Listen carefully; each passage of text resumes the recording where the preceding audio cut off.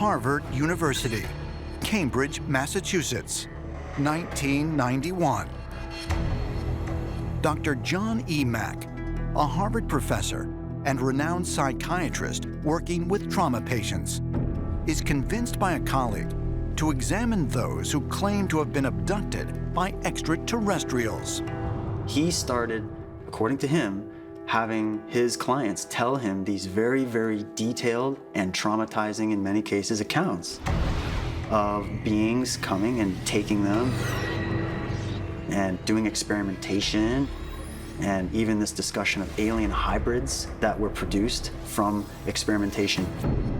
And in the beginning, he talks about how he had a lot of trouble considering this to be even close to being in the realm of possibility. You know, he's an ardent academic, and his job is to find the rational approach to what's really going on here. And of course, he started trying to analyze what's the state of mind of these people. Are there any connections between the type of people that are recounting these stories? You know, so that way he can develop a psychological profile. But what he found was that that's not the case. These stories were coming from a wide demographic of people from all over the world. John Mack was a skeptic. At first, he didn't believe a single thing. But after 5 or 6 encounters with experiencers, he changed his tune. So for a skeptic to all of a sudden change 180 degrees, that's amazing, because John Mack applied all of his clinical knowledge on those experiencers. And due to that, because it is a science, he had to conclude that extraterrestrial visitations are not a likelihood, but a certainty. He also said the abduction phenomenon is not a modern-day occurrence only. He was convinced, beyond a shadow of a doubt, that people were being abducted by extraterrestrials.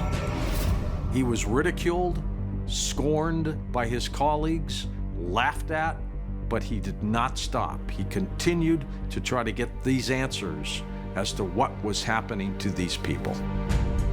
During the course of his research, Dr. John Mack came to realize that the alien abduction phenomenon wasn't one of scarcity. It was essentially an epidemic. Reports were coming from all across the planet. But more importantly, there were people who had had vague dreams and memories of something going on, but clearly didn't realize they'd been abducted. And this suggested to John Mack that there were what we could call silent abductees. Most people who are being abducted don't even know it. They don't think about it. They don't dream about it. They're unaware of it, because I believe the extraterrestrials have somehow washed their memory.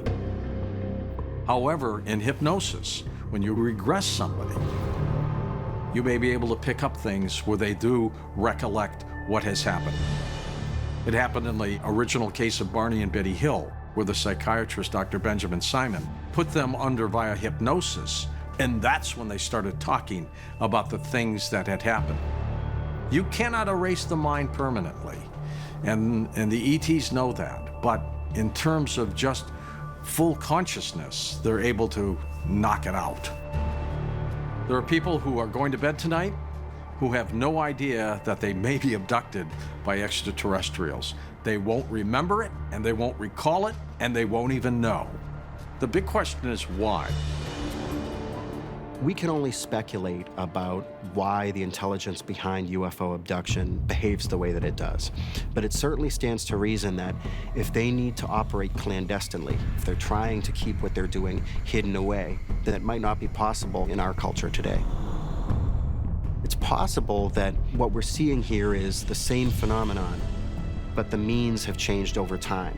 That long ago, entire cultures would vanish, and now, for whatever reason, it's happening on a much, much smaller scale.